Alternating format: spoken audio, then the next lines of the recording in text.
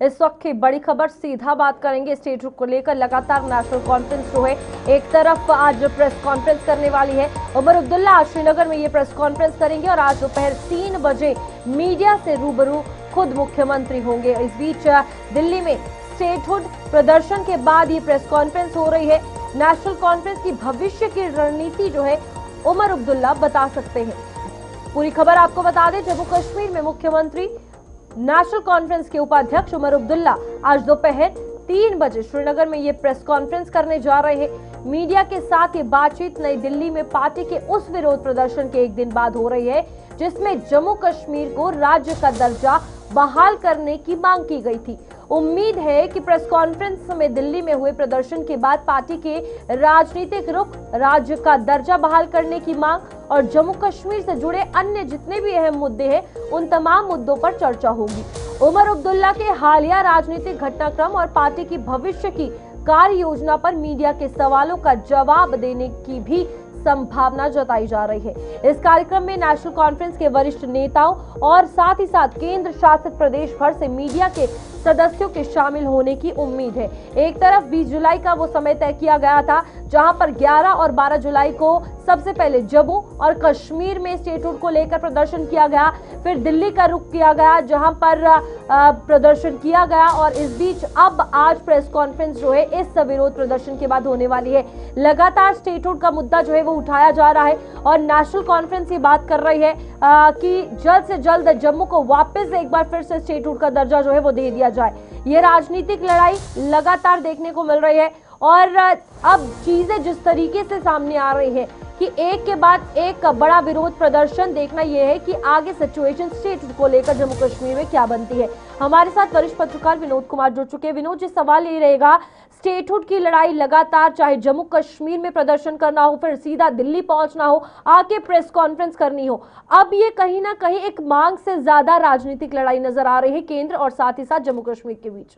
रूपाली, देखिए, अगर दाचीगाम से शुरू करे सफर इसका और कॉन्स्टिट्यूशनल क्लब दिल्ली तक का सफ़र करें तो मुझे लगता है कि सफलता मिली है किसी हद तक और प्रदर्शन भी ठीक ठीक रहा है।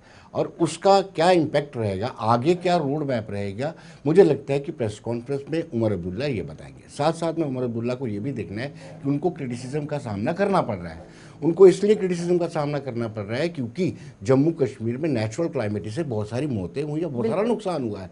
तो ये कहा जा रहा है कि उमर अब्दुल्ला यहाँ जम्मू कश्मीर को ना देखते हुए दिल्ली में जाकर के सियासत कर रहे हैं, इसलिए उनको इस प्रेस कॉन्फ्रेंस में ये भी बताना होगा कि कितनी आर्थिक सहायता किन किन परिवारों को दी जाएगी, मरने वालों को कितनी दी जाएगी, जिनकी मृत्यु हुई है या जिनका स्ट्रक्चर गिरा है, जिनके मकान गिरे उनको की जाएगी, क्योंकि इसको वो इग्नोर नहीं कर सकते हैं। हालांकि रोड मैप भी जरूरी है क्योंकि इतना प्रदर्शन किया, आपने खुद बताया 11 और 12 को, 11 को श्रीनगर में किया, उससे पहले डाचीगाम में प्रेस को मीटिंग होती है, उसके बाद 12 को हरि सिंह पार्क जम्मू में होता है, उसके बाद दिल्ली में प्रदर्शन होता है। ये आगे का रोड मैप तो बताना ही पड़ेगा, लेकिन अगर सिर्फ आगे का रोड मैप बताते हैं और इस पर चर्चा नहीं करते हैं जो नेचुरल क्लाइमेट है, तो मुझे लगता है कि मीडिया भी सवाल उठाएगी और विपक्ष भी सवाल उठाएगा। विनोद जी, यहाँ पर कहीं ना कहीं अब ये नजर आ रहा है, जो सिचुएशन बन रही है कि केओस में सरकार हो गई है।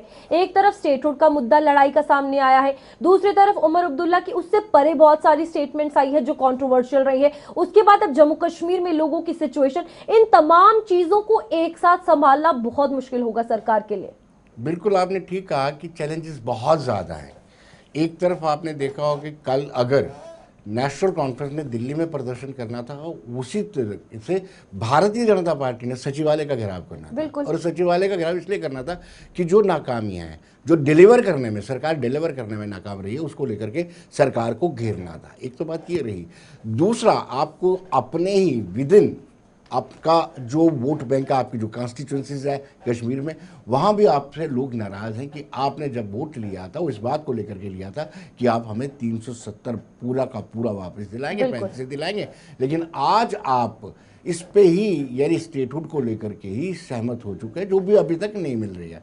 तो दूसरा, जॉब की बात करें, फ्री बिजली की बात करें या फिर आरक्षण के इशू पे बात करें, बहुत सारे ऐसे इश्यूज हैं जिसमें सरकार ग्रिल हो सकती है।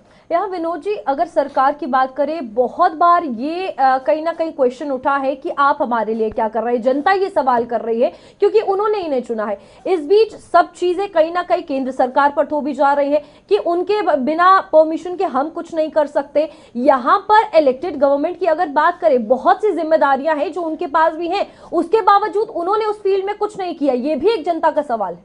देखिए, जनता नहीं, अपोजिशन भी ये सवाल पूछ रही है कि भाई साहब, आप सिवाय पुलिस के बाकी सारे महकमे आपके पास हैं, बिल्कुल, और सबके सब इम्पोर्टेंट महकमे हैं। उन महकमों में अभी तक क्या हुआ? हालांकि सीधा सीधा शील्ड इनको है कि आईएएस ऑफिसर डायरेक्ट रिपोर्ट करते हैं एलजी को, या फिर पुलिस उनके हाथ में है। लेकिन ये पुलिस अपने हाथ में लेकर के, यानी स्टेट्यूट लेकर के करना क्या चाहते हैं? सीधा सीधा आरोप उन पर यह है कि जैसे पहले ये हुकूमतें चलाते थे वैसे ही ये हुकूमतें चलाते हैं। ये भारतीय जनता पार्टी लगातार आरोप लगा रही है। तो कहीं ना कहीं जो इनके पास डिपार्टमेंट्स हैं उसमें ही कुछ बड़ा कर देते। एक तो आउटसोर्स वाला, जॉब्स के आउटसोर्स वाला इशू बड़ा गरमाया हुआ है, उसको लेकर के बीजेपी लगातार ग्रिल कर रही है। और यूथ में भी आक्रोश आ रहा है कि कहीं ना कहीं इनके एमएलएस की रिकमेंडेशन पे ही आउटसोर्स हुआ है।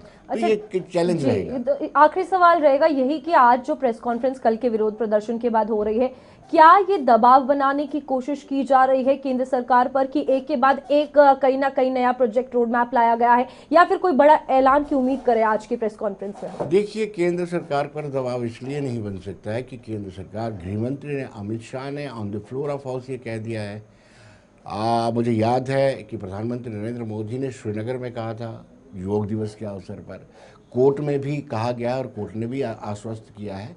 उनको देना है, स्टेट्यूट तो देना है, कोई चारा नहीं है। लेकिन इस तरह के दबाव में आकर के केंद्र सरकार नहीं करेगी। रिसेंटली आपने देखा होगा जो बुक्स में लेकर के जो इशू बना है, तो इस तरह की जब तक चीज़ें होती रहेंगी या आतंकी वारदातें होती रहेंगी तो स्टेटहुड नहीं मिलेगा। जब उनको लगेगा अप्रोप्रिएट टाइम है, उस वक्त ही स्टेटहुड मिलेगा। ठीक है विनोद जी, बहुत बहुत शुक्रिया आपका ज्वाइन करने के लिए। और कहीं ना कहीं सरकार पर जो उंगलियां उठ रही हैं, पहले उस पर जवाब सरकार को देना होगा, उसके बाद केंद्र सरकार पर निशाना साधना होगा। इस बीच आगे बढ़ेंगे।